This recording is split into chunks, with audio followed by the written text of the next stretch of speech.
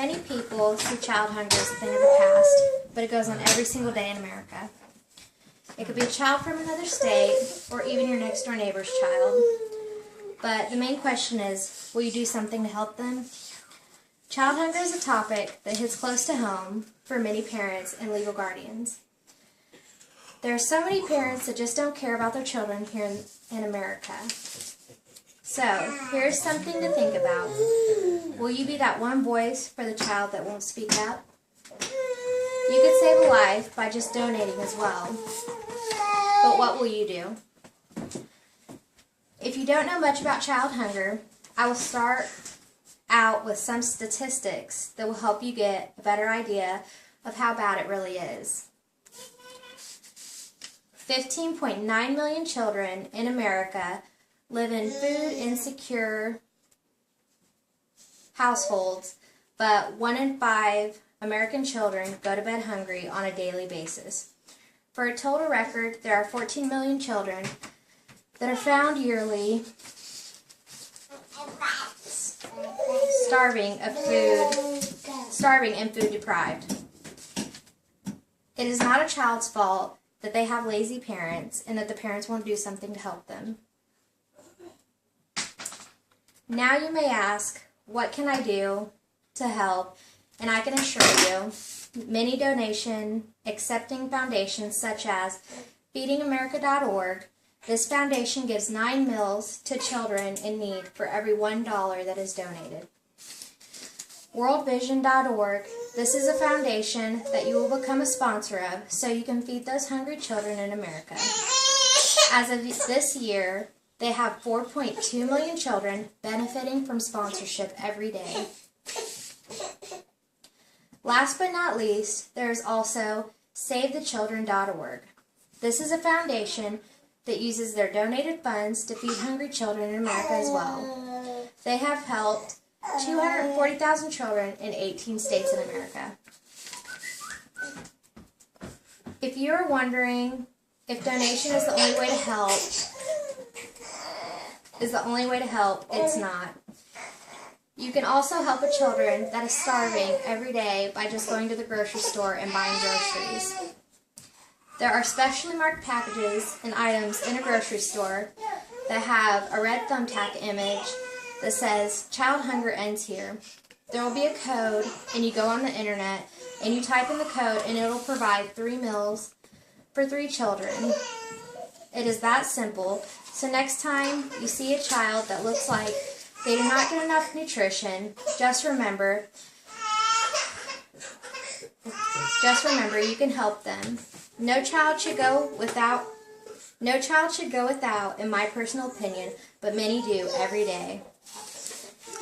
I have 2 stories I want to share that were shared on Facebook media and by the New York Times. The first is about 2 young boys. One was named Cameron and the other was named Quentin. The 2 young boys were meeting their sister for the first time, and the sister found out that Quentin had a rare chromosomal abnormality, ring 9 chromosome. This causes serious issues for Quentin every single day. He is unable to walk, talk, or even help himself. The father asked the daughter if he could move in, and she let them. The father went overseas and left all the children for the sister to take care of. The 3 children ended up making a bond that could never be broken.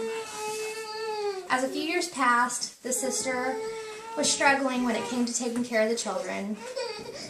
She called her father that was overseas and asked him to come back and take care of the 2 boys because she could no longer afford it. When he came back, he ended up buying a house that was 4 hours away from her house, so she was excited that she would be able to see them almost every day. But the children became very depressed, and they started losing weight every day because the father stopped taking care of them. Cameron, the younger boy, was forced to take care of Quentin. He was forced to change his diapers every day, and he was forced to try and find food for them when there was none in the house. The sister ended up calling CPS, but they would simply say every time when she called that she just had to be patient and they would get around to it.